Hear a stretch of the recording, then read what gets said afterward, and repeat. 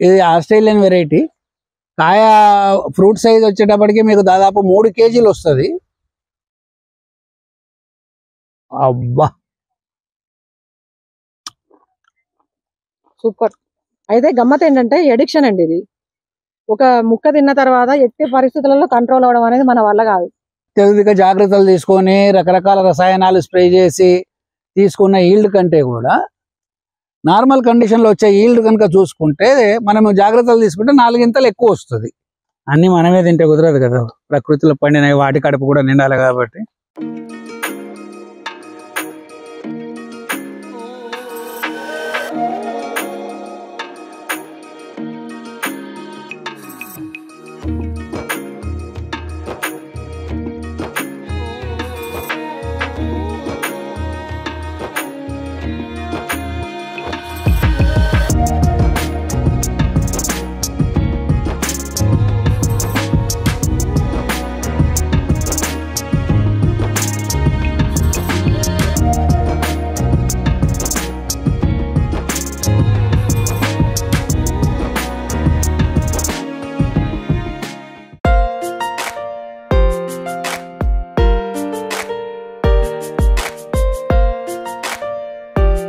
నమస్తే అండి, నా పేరు బాలరెడ్డి. నా పేరు జ్యోతిరెడ్డి. అమయ్య కృషి వికాస కేంద్రం నుంచి మాట్లాడుతున్నాము. మేము ప్రకృతి వ్యవసాయంలోకి 16 సంవత్సరాల కింద వచ్చామండి. వ్యవసాయం చేస్తున్న క్రమంలో వచ్చిన అనుభవాలతోటి అంటే వివిధ విధానాలను అభివృద్ధి పరచడమే కాకుండా అనేక రకాల పంటల మీద కూడా ప్రయోగాలు చేయడం జరిగింది. దానిలో భాగంగా రైతులకి కావాల్సిన అంటే ఆదాయము, తగినంత ఆదాయము వ్యవసాయంలోంచి తీసుకోవాలనుకుంటే తగిన పంట ఎంపికతో పాటు దానికి పెట్టుబడి ఖర్చులు తగ్గించుకోవాలనేది ప్రధానమైన దిగా భావించి వాటి మీద మేము దృష్టి పెట్టడం జరిగింది. దాంట్లో భాగంగా పంటల విషయంలోకి వచ్చేటప్పటికి ఇప్పుడు మామిడి అనేటప్పటికీ మనకు వేసవికాలం పంట అయింది. ఈ వేసవికాలము దాటితే ఒకవేళ కనుక పంట పోతే మళ్ళీ వచ్చే ఏడాది వరకు రైతు ఎదురు చూడాల్సి వస్తుంది. అట్లా కాకుండా ఎప్పుడు పంట కనుక వచ్చినట్టయితే అనే లాగా ఆలోచించి మేము మామిడిలో ఏ ప్రాంతాల్లో ఏ రకాలు ఉన్నాయని అన్వేషించుకుంటూ పోతే ఇప్పుడు దాదాపు మాకు ఏడాది పొడుగుతా మామిడి పంట వస్తుంది. ఏడాది పొడుగుతా కనుక మామిడి పంట వచ్చినట్టయితే అంటే ఆఫ్ సీజన్లో వచ్చే పంటకి మనకు బాగా రేట్ వస్తుంది. ఆ విధానంలో ఆ రకంగా ఆలోచించేందంటే ఇప్పుడు మేము ఒక 26 రకాల మామిడి వెరైటీలను సేకరించి వాటి మొక్కల్ని ఇక్కడ ఉత్పత్తి చేస్తున్నాం. ఆ 26 రకాలు కూడా ఏడాది పొడుగుతా వచ్చే రకాలు కొన్ని ఉంటే ఏడాదికి 2 సార్లు వచ్చేటి, ఏడాదికి 3 సార్లు వచ్చేటివి కూడా ఉన్నాయి. అట్లా ఏడాది పొడుగుతో వచ్చే రకాలు దాదాపు ఒక 8 రకాలు ఇప్పుడు మేము రైతులకు కూడా అందుబాటులో ఉంచాము. దీనివల్ల అంటే ఆఫ్ సీజన్లో వచ్చే పంటకి రైతుకు మంచి రేట్ వస్తుంది. అంటే ఒకసారి పంట పొడగొట్టుకుంటే మళ్ళా ఏడాది వరకు ఎదురు చూసే అవసరం లేకుండా తను నిలదొక్కోవడానికి ఒక అవకాశము ఏర్పడుతుంది. అట్లనే అదే పద్ధతిలో ఆలోచించేందంటే మామిడి తర్వాత బత్తాయి. ఈ బత్తాయి కూడా ఒకప్పుడు మనకు మా నల్లగొండ జిల్లా దేశంలోనే పేరు మోసిన ప్రాంతం. క్రమంగా గిట్టుబాటు కాకపోవడం వల్ల అయితేమి, పెట్టుబడి ఖర్చులు పెరగడం వల్ల అయితేమి రైతులు ఆ పంటలు తీసేసుకోవడం అనేది జరిగింది. అట్లా కాకుండా మామిడిలాగే బత్తాయిలో కూడా ఏడాది పొడుగుతా కనుక కాపు వచ్చినట్టయితే అని ఆలోచిస్తేందంటే ఇక మనకు ఒక 4-5 రకాల వెరైటీలు దొరికినాయి. ఇప్పుడు మా దగ్గర ఒక 36 రకాల ఆరెంజ్ వెరైటీస్ అందుబాటులో ఉన్నాయి. దాంట్లో ఒక 4 వెరైటీస్ అయితే ఏడాది పొడుగుతా మనకు కాపు ఇస్తాయి. కాపు ఇవ్వడంతో పాటు ఫ్రూట్ క్వాలిటీ కూడా చాలా బాగుంది కాబట్టి దానికి మార్కెట్ కూడా ఖచ్చితంగా ఉంటుంది. అట్లా నిమ్మ, సపోటా ఇట్లా ఒక్కొక్క దాని వెనుక ప్రయోగాలు చేస్తూ పోతున్నాము. అట్లనే ఇప్పుడు ఏడాది పొడుగుతో వచ్చే వాటిల్లో మామిడి, నిమ్మ, బత్తాయితో పాటు జాక్ ఫ్రూట్ కూడా మా దగ్గర అందుబాటులో ఉంది. అంటే ఏ ఉద్యోగి ఓ ప్రభుత్వ అధికారి ఎప్పుడు డబ్బులు కావాలంటే అప్పుడు ఏటీఎం దగ్గరికి పోయి కార్డు పెట్టుకొని పైసలు తీసుకున్నట్టే, అదే ఎనీ టైం మనీ అనేసి ఏటీఎం కార్డు పట్టుకున్నట్టే ఎనీ టైం క్రాప్ అనేది కనుక ఉన్నట్టయితే రైతుకు కూడా ఒక బలమైన ఆదరవైతుంది, ఆయన ధైర్యంగా ఉంటాడు అనే ఉద్దేశంతో ఈ ప్రయోగాలు చేయడం జరిగింది. ఈ ప్రయోగాలన్నీ కూడా ఫలించినాయి. కాబట్టి ఇవి సాగు చేసుకుంటే రైతు తన ఆర్థిక కష్టాల్లోంచి బయటపడడానికి అవకాశాలు ఉన్నాయనేది మేము రైతులకి తెలియజేస్తున్నాం.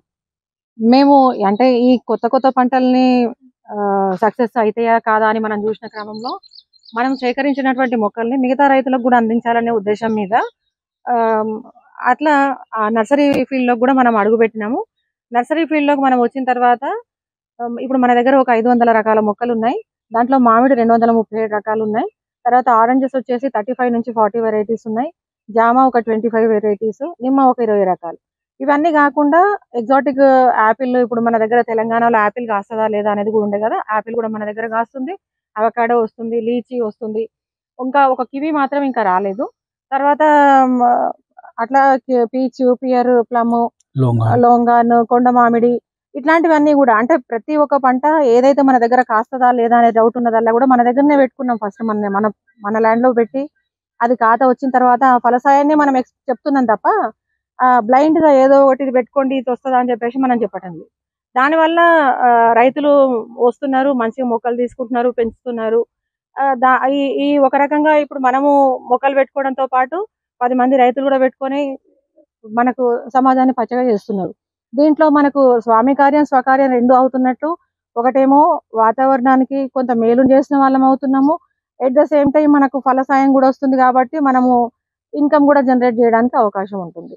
అట్లా బాగుంటుంది అనమాట. ఈ వ్యవసాయంలో కంటే సాధారణ వ్యవసాయం మిగతా ప్రజలందరూ చేసేటటువంటి వ్యవసాయంలోకి వచ్చి ఒకటే పంట ఎందుకు వద్దు అని అంటున్నామంటే, మేము వ్యవసాయం చేసినటువంటి కొత్తలో మొత్తం వరే పెట్టినాము, వరితోటే స్టార్ట్ చేసినాము.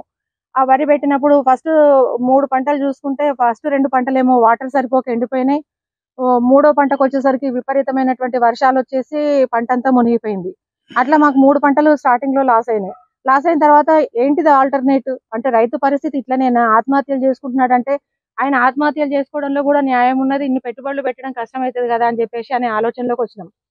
అప్పటికే మేము వేరే ఫీల్డ్లలో ఉన్నాము, ఏదో రకంగా మాకు ఇన్కమ్ వస్తున్నది, వచ్చినటువంటి డబ్బును తీసుకొచ్చి అగ్రికల్చర్ లో పెడుతున్నాము.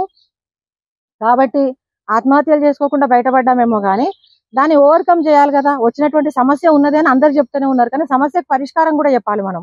అటువంటి క్రమంలో ఏం చేసినామంటే మేము టమాటా వేసినాము. ఆ టమాటా వేయడంతో మాకు 2010లో అనుకుంటా దగ్గర దగ్గర 35-40 రూపాయలు మాకే ఫార్మర్ ప్రైస్ పడ్డది. అయితే మేము ఏదైతే 3 పంటలకు నష్టాలు పెట్టుబడి పోయిందో ఆ పెట్టుబడి అంతా కూడా మాకు ఈ ఒక టమాటాలోనే వచ్చేసింది. అంటే మాకు అర్థమైంది ఏంటంటే ఎప్పుడు కూడా మోనోక్రాప్కి వెళ్ళకూడదు, మల్టిపుల్ క్రాప్కి వెళ్ళడం వల్ల రైతుకు ఉపయోగపడుతుంది. కాబట్టి ఎవరైనా కూడా ఒకటే పంటకు వెళ్ళకండి, రకరకాల పంటలు వెళ్ళాలి. మళ్ళీ వరితోటి వరి కంటే కూరగాయలకు ఎందుకు వెళ్ళాలని అంటున్నామంటే, వరి ఏమో మనకు 6 నెలల పంట, కుటుంబం మొత్తం కూడా 6 నెలల పాటు సేవ చేస్తే చాకరీ చేస్తే ఒక్క పంట వస్తుంది. ఆ వచ్చినటువంటి పంటను కనుక మనం చూసుకుంటే ఒక ఎకరానికి 10,000 కంటే ఎక్కువ లాభము మనకు వరి పంటలో మిగలటం లేదు. 10,000 మిగులుతున్నాయి అనుకుంటే ఎకరానికి 10,000 అనుకుంటే మన దగ్గర అంత చిన్న సన్నకారు రైతులే, 50 ఎకరాలు 100 ఎకరాల రైతులు లేరు. అటువంటి అప్పుడు ఒక కుటుంబం ఒక 4 ఎకరాల రైతు కనుక కుటుంబం కనుక పనిచేసిందంటే ఆయనకు వచ్చేది 40,000 మిగులుతాయి. ఇంట్లో 4 పనిచేస్తారు అంటే మనిషి తలా 4,000 వేసుకుంటే 2,500 ఒక నెల జీతం పడ్డట్టు ఆయనకి. ఆ లెక్క ప్రకారం చూసుకుంటే అసలు వెట్టి చాకరీ చేస్తున్నట్టే కదా. అట్లా కాకుండా ఇప్పుడు కూరగాయలు పెట్టినాము, 2 రోజులకు ఒక కటింగ్ మార్కెట్లోకి పంపిస్తాము, రేట్లు బాగున్నాయి అనుకోండి, బాగానే ఉంది. రేట్లు బాగాలేనప్పుడు మళ్ళీ అప్పుడు కష్టమే కదా. రోడ్ల మీద టమాటాలు పారబోస్తున్నారు, రోడ్ల మీద ఇట్లా పారబోస్తున్నారు అని చెప్పేసి అనవసరంగా చెత్త మీమ్స్, జోక్స్, అంటే టమాటాల రేటు పెరగగానే 2 టమాటాలు ఇచ్చి ఆడపిల్లల పెళ్లి చేయొచ్చు అని చెప్పేసి కట్నం కింద కడిగిరని చెప్పేసి చెప్తారు. లారీలలో తీసుకొచ్చి పారబోసినప్పుడు అయ్యో రైతు నష్టపోతున్నాడు అని చెప్పేసి సానుభూతి కనీసం ఒక మాట కూడా మాట్లాడరు. ఇంకేమంటారు, రోడ్ల మీద పారబోసే బదులు ఎవరికైనా పంచిపెట్టొచ్చు కదా అనే మాటలు కూడా మాట్లాడతారు. అంటే మనమేమో కంఫర్ట్ జోన్ లో ఉండాలి, ఏసీ రూమ్లు ఉండాలి, కార్లు ఉండాలి, అన్ని ఉండాలి, కానీ మన కోసం ఎవడో కష్టపడాలి, వాళ్ళ కష్టాన్ని మనం ఫ్రీగా ఎక్స్పెక్ట్ చేయాలనేటటువంటి దృష్టికోణం ఇంకా కూడా సమాజంలోనే ఉంది. అంటే రైతు దగ్గర పోతే ఫ్రీగా ఎక్స్పెక్ట్ చేయొచ్చు, ఆయన పండించినటువంటి పంట కొంత మనకి ఇస్తే ఏంటి, ఇట్లాంటివన్నీ కూడా ఇవన్నీ తప్పు. మార్కెట్ లో రైతు సస్టైన్ అవ్వాల్సిన అవసరం ఉన్నది. సమాజంలో ప్రతి వృత్తికి కూడా ఆల్టర్నేట్ ఉన్నది, కానీ రైతుకు ఆల్టర్నేట్ లేదు, మన ఆహారానికి ఆల్టర్నేట్ లేదు. కాబట్టి మనం ఖచ్చితంగా రైతుని నిలబెట్టుకోవాల్సినటువంటి బాధ్యత అందరిది అనే ఉద్దేశం మీద మేము ఏం చేసినాము, ఈ నష్టాలు జరిగిన ప్రతిసారి ఒక లెసన్ నేర్చుకున్నాం మేము. అంటే మనకి ఎవరో వచ్చింది కాదు. ఇప్పుడు టమాటాలు పండించినప్పుడు ఇంతకుముందు 30-40 రూపాయలు వచ్చాయని చెప్పిన, అదే 3 రూపాయలు 30 పైసలకు కూడా అమ్మినాం కదా. 30 పైసలకు అమ్మినప్పుడు ఏం చేయాలి అని అనుకున్నప్పుడు చేసినటువంటి పని వాల్యూ యాడెడ్ ప్రొడక్ట్స్. అంటే మళ్ళీ దాన్ని టమాటా పౌడర్, టమాటా పికిల్, టమాటా ఒరుగులు, టమాటా వడియాలు, ఇట్లా దాన్ని మళ్ళీ వాల్యూ యాడ్ చేయడం వల్ల రైతు నష్టపోకుండా సస్టైన్ అవ్వడం ఎలాగా అనే విషయం కూడా మనకు అర్థమైంది. అట్లా ఇప్పుడు మేము చేస్తున్నటువంటి ప్రతి యాక్టివిటీ రైతు శ్రేయస్సు కోసము, ఒక రైతు నిలబడడం కోసం మాత్రం చేస్తున్నాము. దాంట్లో భాగంగా మేము 4 డబ్బులు సంపాదించుకుంటున్నాము. మాతో పాటు మిగతా రైతులు కూడా ఎలా చేసుకోవచ్చు అనే విషయం కూడా మనము చెప్తా ఉన్నాం అనమాట. ఇట్లా మా జర్నీ అనేది కొనసాగుతున్నది. మనం ఇంతకుముందు అనుకున్నాం కదండి, ఆల్ టైమ్ వెరైటీస్ అని చెప్పారు కదా బాలరెడ్డి గారు. ఇది వియత్నాం ఆల్ టైమ్ అనే మామిడి రకము. ఈ వియత్నాం ఆల్ టైమ్ మనకు ఆల్మోస్ట్ చూడండి గుత్తులుగా, ఏ కొమ్మ చూసుకున్నా కూడా మీకు గుత్తులుగా కనబడుతుంది. అంటే పూత పట్టిన తర్వాత పూత రాలిపోతుంటది కదా, రాలిపోయిన తర్వాత కూడా ఇంత కాయ మిగిలింది. దీంట్లో మనకు 50% కాయ మిగిలినా కూడా మిగిలినట్టే, విపరీతమైన పూత వస్తుంది. దీంట్లో మనకు పెద్ద పిందెలు ఉంటున్నాయి, పెద్ద కాయలు ఉన్నాయి, మళ్ళీ చిన్న పిందెలు పడుతున్నాయి, మళ్ళీ వేరే సైడ్ ఫ్లవరింగ్ వస్తుంటది. అంటే మనము ఈరోజు 30 మే, మనకు అంటే సీజన్ లో ఎండింగ్ లో ఉన్నాము. ఇప్పుడు పరిస్థితి ఇట్లా ఉంది.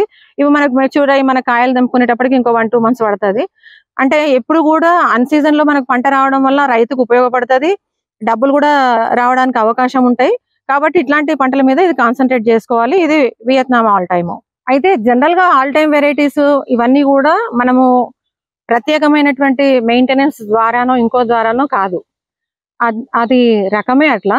కాబట్టి మనం ఏ మొక్కకైనా అవసరాన్ని బట్టి పోషణ సక్రమంగా చేసుకుంటే ఇబ్బంది ఉండదండి. జనరల్ గా ఏం చేస్తుంటారంటే వాళ్ళకి గుర్తుకొచ్చినప్పుడు చెట్టు వీక్ కాగానే అయ్యో చెట్టు నిలబడిపోయింది కదా అప్పుడు ఎరువులు వేయాలని చెప్పేసి ఆలోచిస్తారు. అట్లా కాదు, ఒక 15 రోజుల్లో, నెల రోజుల్లో, 2 నెలల్లో పర్టికులర్ గా ఒక ఇంటర్వెల్ పెట్టుకొని ఆ ఇంటర్వెల్ ప్రకారము మనం వాటికి పోషకాలు అందించుకుంటా పోతే చెట్టు గ్రోత్ అనేది కరెక్ట్ గా ఉంటది. మేము మా దాంట్లో పంచగవ్య వాడతాము, పేడ ద్రావణం వాడతాము. మా పొలంలో వచ్చేటటువంటి వేస్టేజ్ ఏదైతే ఉంటుందో ఆ వచ్చినటువంటి వేస్టేజ్ ద్వారా తయారైనటువంటి కంపోస్ట్ ని మేము వాడతాం తప్ప బయట నుంచి మేము ఎటువంటి ఎరువులు కొనుక్కరాము. మేము మా పొలానికి అవసరమైనటువంటి పోషణకు మేము బయట నుంచి తీసుకొచ్చేది ఒక బెల్లం కొనుక్కొస్తాము, ఈస్ట్ కొనుక్కొస్తాం తప్ప రిమైనింగ్ అంతా కూడా మా ఫామ్ లోనే తయారైతుంది. లో బడ్జెట్ న్యాచురల్ ఫార్మింగ్, తక్కువ ఖర్చులో మేము వ్యవసాయం చేస్తున్నాము. అంటే రైతు ఎప్పుడైతే పెట్టుబడిని తక్కువ చేసుకుంటాడో, పెట్టుబడి తగ్గినప్పుడు ఆటోమేటిక్ గా మనకు ప్రాఫిట్ అనేది ఎక్కువగా వస్తుంది. తర్వాత ఇంకొక బెనిఫిట్ ఏంటంటే మన పంట నాణ్యత కరెక్ట్గా ఉన్నప్పుడు, తర్వాత దాంట్లో కెమికల్స్ లేవు అనుకున్నప్పుడు కన్జ్యూమర్ కూడా మంచి ప్రైస్ లో మన దగ్గర కొనుక్కుంటాడు. మన పంట అనేది మార్కెట్ లోకి తీసుకెళ్లాల్సిన అవసరం లేదు, తోట దగ్గరకే వచ్చేసే రైతులు కస్టమర్స్ కొనుక్కెళ్తున్నారు. కాబట్టి మాకు మార్కెటింగ్ కూడా ఇబ్బంది కావట్లేదు. ఇది కేరళ ఆల్ టైమ్ అండి. మనకు కాయ విపరీతమైన పులుపు ఉంటది, పండిన తర్వాత మళ్ళీ తీయగా ఉంటది, మీడియం సైజ్ ఉంటది. కాయ పెద్ద సైజ్ ఏం రాదు, మామూలుగా ఉంటది. కానీ టేస్ట్ మాత్రం పండిన తర్వాత చాలా బాగుంటుంది. ఇది వెజిటబుల్ పర్పస్ లో మనం వాడుకోవచ్చు, ఫ్రూట్ పర్పస్ లో కూడా వాడుకోవచ్చు. ఇది కేరళ ఆల్ టైమ్ వెరైటీ. ఇది మియాజాకి అండి. మార్కెట్ లో 2.5 లక్షలు 3 లక్షలు ఎవరు ఇష్టం ఉన్నట్టు వాళ్ళు చెప్పుకుంటున్నారు కదా ఈ మ్యాంగో. అయితే రెడ్ వెరైటీస్, ఇంతకుముందేమో రెడ్ వెరైటీ అనగానే మియాజాకి అని అనుకుంటుండే, కాదండి. మియాజాకిలో రెడ్ కలర్ లో చాలా మ్యాంగోస్ ఉన్నాయి. ఈ మియాజాకి అనేది వాస్తవంగా 2.5 లక్షలకి ఎవరు కొన్నారో ఎవరు అమ్మినారో అయితే మనకు తెలియదు. అది మీడియాలోనే 2.5 రేట్లు ఆటోమేటిక్ గా పెరిగిపోతున్నాయి. మేమైతే 2.5 లక్షలు అవసరం లేదు, 5,000 వచ్చినా అమ్ముతాము. కాయలైతే రెడీగా ఉన్నాయి, టేస్ట్ బాగుంటది. కానీ 2.5 లక్షలు పెట్టేంత టేస్ట్ అయితే మాకు అనిపించలేదు. ఇవి మా దగ్గర ఒక 10 చెట్లు ఉన్నాయి. ఇది కచ్చామీట ఆల్ టైమ్ అండి. అంటే మనకు ఎప్పుడు వస్తుంది, ఇప్పుడు ఇక్కడ మీకు కాయలు కనబడుతున్నాయి, పైన పూత కనబడుతుంది చూడండి. అంటే ఈ పచ్చికాయ తినే రకం ఇది. ఎప్పుడు కాయ రావటం వల్ల మనకు పచ్చికాయ మార్కెట్లో అమ్ముకోవడానికి అవకాశం ఉంటుంది. పేరులోనే ఉంది కచ్చామీట ఆల్ టైమ్ అనేది. ఇది థాయిలాండ్ వెరైటీ అండి.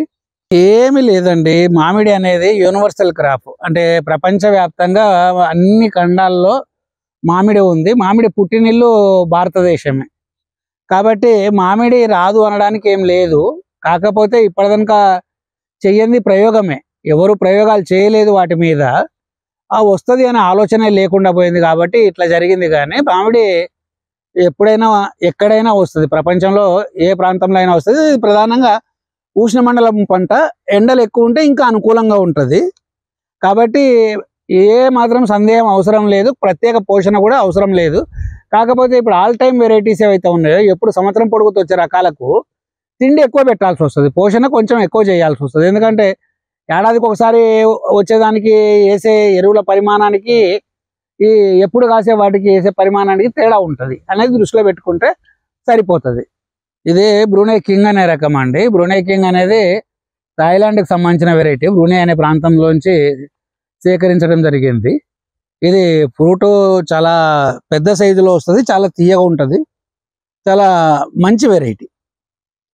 కాకపోతే మనమే రైతులుగా ఆలోచించుకోవాలి. ఎందుకంటే ఓవర్ సైజ్ ఫ్రూట్స్ మార్కెట్లో అంత ఎక్కువ పోవు. ఎందుకంటే ఇప్పుడు ఉన్న కుటుంబాలన్నీ కూడా చిన్న కుటుంబాలు కాబట్టి కల్టివేషన్లో అది కేవలము కల్టివేషన్ చేస్తే పంట అయితే వస్తుంది, కానీ అమ్మకం విషయంలోకి వచ్చేటప్పటికి 1-2 కిలోల కాయ 3 కిలోల కాయను కొనాలనుకుంటే కస్టమర్ కొంత ఇబ్బంది పడతాడు. ఆ విషయాన్ని కూడా సాగు చేసే రైతు దృష్టిలో పెట్టుకోవాలి. ఇంతకుముందు మనము బత్తాయి గురించి చెప్పుకున్నాం కదండి. ఇది మాల్టా, ఇది ఇటు సంత్రాకి ఈ బత్తాయికి మధ్యలో ఉంటుంది. విపరీతమైన జ్యూసీ ఫ్రూట్ ఇది. ఈ గుత్తులుగా కాస్తుంది, సంవత్సరం పొడుగుతా కాస్తుంది. అంటే ఎప్పుడు పూత పిందె ఎప్పుడు ఉంటాయి. మీకు జ్యూస్ సంబంధించి నేను చూపిస్తున్నా. అంటే చూడండి, ఇప్పుడు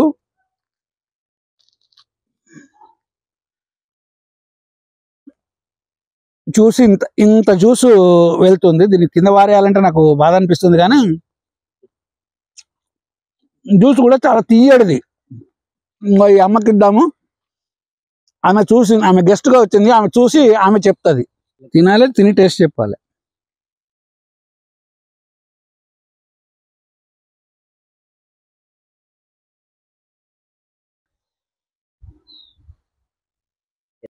చాలా స్వీట్ ఉంది, జ్యూసీ ఉంది మొత్తం లోపల.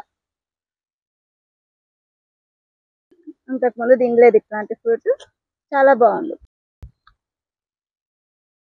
బత్తాయిలో వాస్తవానికి పెద్ద సమస్యలు ఏం లేవండి. అంటే త్రిప్స్ మైట్స్ వస్తాయి, అట్లనే బోరరు ఎండు కొమ్మ, ఇవి చిన్న చిన్న సమస్యలు. వీటిని సరి చేసుకోవటం పెద్ద కష్టమేం కాదు. దీని మీద వచ్చే ఆకు తినే పురుగు ఒకటి వస్తుంది. దీన్ని వేప నూనె ప్రతి 15 రోజులకు ఒకసారి రెగ్యులర్ ఇంటర్వెల్స్లో కనుక చేసుకుంటే అది కంట్రోల్ అవుతుంది. తర్వాత మనకి ఎండు పుల్ల అనేది వస్తుంది. ఎండు పుల్ల వచ్చినప్పుడు మేమైతే హోమియోలో క్యూప్రమేట్ అనే మెడిసిన్ తోటి దాన్ని కంట్రోల్ చేసుకోగలుగుతున్నాము. అట్లనే బోరర్స్కి సంబంధించి కూడా తూజా అనేది వాడుకుంటే సరిపోతుంది. ఈ 3 మెడిసిన్స్ కూడా హోమియోలో అయితే 10 రూపాయలే అవుతాయి, 100 కూడా కాదు. ఇది మహతీర్ అండి, ఇది మలేషియన్ వెరైటీ. ఈ మలేషియా వెరైటీకి వాళ్ళు వాళ్ళ ప్రెసిడెంట్ పేరు పెట్టుకున్నారు, మలేషియన్ ప్రెసిడెంట్ మహతీర్, అతని పేరు పెట్టుకున్నారు. ఇది దాదాపు 2 కేజీలు వస్తుంది. ఈ మహతీర్లో 2 రకాలు ఉన్నాయి. ఒకటి రౌండ్ రకం ఉంటుంది, రెండోది ఇట్లా వచ్చే రకం ఉంటుంది. ఫ్రూట్ చాలా జ్యూసీగా, చాలా బాగా, చాలా స్వీట్గా ఉంటుంది. కాపు కూడా గుత్తి కాపు. ఈసారి కొమ్మలు కింది కొంగిపోయి కాయల బరువుతోటి అడవి పందులు కాయలని పాడు చేసినాయి, కానీ లేకపోతే కాపు కూడా దాదాపు ఈ చిన్న మొక్కకే 50 కేజీల వరకు కాపు దిగుబడి వచ్చింది. కట్ ఫ్రూట్గా వాడుకోవచ్చు. ఓవర్గా అయితే ఇగో ఇప్పుడు ఇక్కడ చూపిస్తున్నా చూడండి, మీకు ఆ కొమ్మ నుంచి ఈ కొమ్మ ఇట్లా తట్టుకొని ఉంది. ఇగో అంటే ఏ కాయ అయినా కానీ సుమారుగా 2 కేజీల సైజు ఈజీగా వస్తుంది. 2 కేజీలు అంటే 50 కాయలు వస్తే క్వింటాల్ కాయ దీని మీదనే వచ్చినట్టు లెక్క. ఇది దిగుబడికి చాలా బాగుంది, చూడడానికి కూడా బాగుంటుంది. ఇక్కడ మన దగ్గర బహుశా తెలంగాణలో కొల్లాపూర్ రాజు దగ్గర ఈ వెరైటీ సొర్ర మామిడి అనే ఒక వెరైటీ ఉండే, అది కూడా ఇలాగే చాలా పెద్ద కాయ వస్తుంది. ఇది పచ్చడికి కూడా పనికి వస్తుంది. కాయ అప్పుడు బాగా పులుపు ఉంటుంది. ఎర్రకాయలు కనబడ్డాయి అన్ని మియాజాకి అనుకుంటే లెక్కేసుకుంటే మనిషి ఒక దాదాపు 15-20 కాయలు ఈ ఎరుపు రంగులో ఉండే కాయలు ఉన్నాయి. ఈ ఫ్రూట్ రుచి కూడా చాలా బాగుంటుంది. ప్రత్యేకత అనేది ఏం లేదు. ఇది ఒక వెరైటీ. కాపు చాలా హెవీగా వస్తుంది. ఫ్రూట్ టేస్ట్ కూడా బాగుంటుంది. ఎందుకంటే మ్యాంగోలో దగ్గర దగ్గర ఇప్పుడు మనకు మన ఇండియాలోనే 4500 రకాలు ఉన్నాయి. ఈ 4500 రకాలలో ఏ వెరైటీ యొక్క గొప్పతనం ఏంటి అని చెప్పడం అనేది చాలా కష్టమైన పని. ఎందుకంటే ప్రతి వెరైటీకి ఒక ప్రత్యేకత ఉంటుంది. అట్లా ప్రత్యేకత లేకపోతే ఆ వెరైటీని కొత్త పేరుతో పిలిచే వాళ్ళమే కాదు కదా. మోసంబి ఇది మన బొత్తాయి కంటే ఎక్కువ కాపు వస్తుంది, గుత్తులుగా వస్తుంది. ఇది కూడా కంటిన్యూస్ బేరింగ్. అక్కడ చూడండి మీరు, ఒక గుత్తిలోనే ఎన్ని కాయలు ఉన్నాయో. ఇక్కడ మేము ఈ మొక్కలకు ప్రత్యేకమైన పోషణ ఏమి చేయలేదు. ఏ ప్రత్యేకమైన పోషణ లేకుండా కూడా కాపు ఇట్లా వస్తుందంటే దీనికి ప్రత్యేకమైన పోషణ కనుక చేసినట్టయితే కాపు చాలా ఇంకెక్కువ వస్తుంది. ఇక్కడ ఇది వచ్చేటప్పటికి ఏంటంటే, ఇప్పుడు ఈ థాయిలాండ్ వెరైటీ ఏదైతే ఉందో నామ్డోంగ్మాయ్ అనే వెరైటీ, ఇగో దీని హార్వెస్ట్ అయిపోయింది. నిన్నటికే మొత్తం కాయలు కోసినాము. ఇది మళ్ళీ కంటిన్యూగా వచ్చే రకమే. అంటే ఇది థాయిలాండ్లోనే కేజీ 1000 రూపాయలు పండ్లు అమ్ముతున్నారు. పండు చాలా రుచిగా ఉంటుంది. చాలా మెత్తటి వెన్నలాంటి గుజ్జుతోటి కండతోటి చాలా బాగుంటుంది. ఇది వచ్చి బెంగాల్ త్రిఫలా అండి. ఇది ఏడాదికి 3 సార్లు వస్తుంది. త్రిఫలాలో 2 ఉన్నాయి. చైనా త్రిఫలా ఉంది, బెంగాల్ త్రిఫలా ఉంది. బెంగాల్ త్రిఫలానేమో ముర్షిదాబాద్ ప్రాంతంలోంచి, అక్కడ తోటల్లోంచి సేకరించింది. చైనా త్రిఫలా వచ్చేసి కాయ సైజు చిన్నగా ఉంటుంది. దీని సైజు వచ్చేటప్పటికి కాయ సైజు దాదాపు 1/2 కేజీ దగ్గరలో ఉంటుంది. కాయ రుచి చైనా త్రిఫలా వచ్చేమో అందంగా ఉంటే ఇది అంత అట్రాక్టివ్గా ఉండదు. కానీ టేస్ట్ విషయంలోకి వచ్చేటప్పటికి 2 బాగానే ఉంటాయి. ఇది వచ్చి వియత్నాం మోసంబి అండి. ఇప్పుడు మీకు ఇటు కాయలు ఉన్నాయి, మళ్ళీ పూత ఉంది. ఇది కూడా నిరంతరము వచ్చేదే. కాపు విషయంలోకి వస్తే చాలా హెవీగా కాస్తుంది. ఫ్రూట్ కూడా చాలా టేస్టీగా ఉంటుంది. అంటే మామూలుగా నిమ్మ జాతుల్లో ఉండే లక్షణం ఏదైతే ఉందో పులుపు అనేది, దీంట్లో బొత్తికి కూడా పులుపు ఉండదు. బాగా తీయగా ఉండే రకాలు కాబట్టి ఇది రైతు వారిగా కూడా వేసుకుంటే చాలా బ్రహ్మాండంగా కాపు వస్తుంది. అంత గుత్తి కాపే. మళ్ళీ బంగ్లాదేశ్ అగ్రికల్చర్ రీసెర్చ్ స్టేషన్ వాళ్ళది. దీన్ని కూడా చూడండి మీరు, సేమ్ ఒకవైపు కాయలు ఉన్నాయి, మళ్ళీ పిందె పడుతూనే ఉంది. పూత వచ్చేసి మళ్ళీ పడుతున్నాయి. ఎప్పుడు కాపు వచ్చే దాంట్లో మనకున్న, అంటే ఇది హార్వెస్ట్ చేసుకునే లోపల మళ్ళీ ఇది అందుతుంది, మళ్ళీ అది హార్వెస్ట్ చేసేటప్పుడు మళ్ళీ కొత్తది వస్తుంది. కాబట్టి రైతుకు నిరంతరము చేతిలో 4 పైసలు కనబడతాయి. ఇది వచ్చేటప్పటికి నిమ్మ.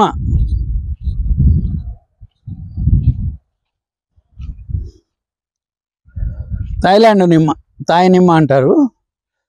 కాపు గుత్తులుగా ఉంటుంది. ఇప్పుడు అది చిన్న కాయ ఉంది, హార్వెస్ట్ సిద్ధంగా ఉన్న కాయ ఉంది, మళ్ళీ పూత మొదలవుతూనే ఉంది. చూడండి ఎక్కడికక్కడ పూత స్టార్ట్ అవుతూనే ఉంది. ఇది డబుల్ క్యాపిటల్ అండి. ఇది కూడా అంటే సౌత్ ఈస్ట్ ఏషియన్ కంట్రీస్కి సంబంధించిన వెరైటీ. ఫ్రూట్ అట్రాక్టివ్గా ఉంటుంది, టేస్ట్ బాగుంటుంది. ఇది స్టాల్లో కనుక పెట్టినట్టయితే చూస్తే ఇక పర్సు గురించి ఆలోచించే పరిస్థితి ఉండదు. కొనడానికి వినియోగదారుడు ముందుకు వస్తాడు. అట్లా ఉంది దీని గొప్పతనం. దాని రుచి కూడా చూడవచ్చు. ఫ్రూట్ సైజు ఇట్లా దాదాపు కేజీ సైజు ఫ్రూట్ వస్తుంది. అబ్బా, సూపర్ అండి, నిజంగా సూపర్ అంటే సూపర్. ఒక్కొక్క రకము జేతడి. నేను ఫస్ట్ అంటే పొలం వ్యవసాయం చేస్తా అంటే తిక్క దొబ్బింది, కానీ తర్వాత ఒక్కొక్కటి చూసుకుంటా పోతుంటే ఏమనిపించలేదు. ఇట్లాంటి పండు తిన్నప్పుడు ఫోన్లే పాపం చేస్తే చేసిండు అనిపిస్తుంది. నిజమైతే అది కత్తి లేదు బాగా. అయితే గమ్మత్ ఏంటంటే ఎడిక్షన్ అండి ఇది. ఒక ముక్క తిన్న తర్వాత ఎట్టి పరిస్థితులలో కంట్రోల్ అవడం అనేది మన వల్ల కాదు. మొత్తం పండు తినేస్తాం. మొత్తం పండు తిన్నాక భుక్తాయాసం వస్తుంది, భూమి పట్టుకొని లేవాల్సి వస్తుంది. ఇది వచ్చి తాయి లాల్ అండి. ఇగో మనము ఏమనకుండానే ప్రకృతి మనకు అది చూపిస్తుంది. దీని లోపల ఉండే కండ కర్త కలరు పిట్టెలు వాటి విందు వాటి అవి చేసుకుంటున్నాయి. పిట్టలకు కూడా ఒక విందు అంటే దాదాపుగా అన్ని మనమే తింటే కుదరదు కదా, ప్రకృతిలో పండినవి వాటి కడుపు కూడా నిండాలి కాబట్టి అట్లా. ఇది తాయి లాలు, చాలా ఫ్రూట్ చాలా బాగుంటుంది. అంటే రంగుతో పాటు రుచి కూడా చాలా బాగుంటుంది అండి. ఇది రెండు పంటలు వస్తుంది. అన్నిటికీ ఇవి సేమ్. అంటే నువ్వు ఇండియన్ రకమైన విదేశీ రకమైన ఫ్రూట్ ఫ్లై కొట్టిందంటే దెబ్బ తినాల్సిందే. కాబట్టి ఫ్రూట్ ఫ్లైకి సంబంధించిన నిర్వహణ యాజమాన్య పద్ధతుల్లో మనం ఎంచుకోవాల్సిందే తప్ప ఇక దానికి వేరే ప్రత్యేకమైన ఇదేం లేదు. చీడపీడలు కూడా పెద్దగా ఏమీ లేవు. ఇప్పుడు ఇక్కడ మేమేమి ప్రత్యేకమైన పోషణ చేయట్లేదు, ప్రత్యేకమైన జాగ్రత్తలు తీసుకోవట్లేదు. అంటే రైతు వచ్చి చూస్తే మేము ఏ స్థాయిలో చేసినాం అనేది వాళ్ళకు కంటికి కనబడాలి అనేసి అట్లనే వదిలేసినాం. అంటే పూర్తి స్థాయిలో కనుక మనం కేర్ తీసుకుంటే వచ్చే రిజల్ట్కి ఇది నార్మల్ కండిషన్లో వచ్చిన రిజల్టే ప్రమాణంగా తీసుకోవాలి ఎప్పుడు మనం. అంటే అత్యధిక జాగ్రత్తలు తీసుకొని రకరకాల రసాయనాలు స్ప్రే చేసి తీసుకున్న ఈల్డ్ కంటే కూడా నార్మల్ కండిషన్లో వచ్చే ఈల్డ్ కనుక చూసుకుంటే మనము జాగ్రత్తలు తీసుకుంటే 4 ఇంతలు ఎక్కువ వస్తుంది. అది మేము ఇక్కడ రైతుకు చెప్పదలుచుకున్నది. ఇది RTE2, ఇది ఆస్ట్రేలియన్ వెరైటీ. కాయ ఫ్రూట్ సైజ్ వచ్చేటప్పటికి మీకు దాదాపు 3 కేజీలు వస్తుంది. స్వీట్ విషయంలోకి వస్తే మోడరేట్గా ఉంటుంది. బహుశా ఇది ఆస్ట్రేలియన్ వాళ్ళ నాలుకలకు వాళ్ళ అభిరుచికి తగ్గట్టుగా ఉందేమో. తీపి కొంచెం మన వాటితో కంపేర్ చేసుకుంటే కొంచెం తక్కువనే ఉంటుంది, కానీ ఫ్రూట్ సైజ్ మినిమము 2 కిలోలు అయితే మ్యాక్సిమము 3 కేజీల ప్లేస్ వస్తుంది. ఇగో ఇంకా పెట్టుకుంటే దీని బరువు. వ్యవసాయం అనేది ఎందుకురా నాయన దండగా దాంట్లోకి ఎందుకు వస్తావు, నువ్వు ఏదో నౌకరీ చేసుకో అని చెప్పేటోళ్ళే ఎక్కువ మంది కనబడుతున్నారు. అంటే ఓ డాక్టర్ కొడుకు డాక్టర్ తన కొడుకును డాక్టర్ను చేస్తాడు, అడ్వకేట్ తన కొడుకును బిడ్డను అడ్వకేట్లుగా చేస్తారు. అంటే ఎవరికి వాళ్ళు వారసత్వంగా ఒక యాక్టరు ఓ హీరో తర్వాత తన కొడుకును హీరోను చేయాలనే ప్రయత్నం చేస్తాడు. కానీ ఓ రైతు కొడుకును మాత్రము రైతు ఎప్పుడు మళ్ళీ రైతుగా ఉండాలని కోరుకోవట్లేదు.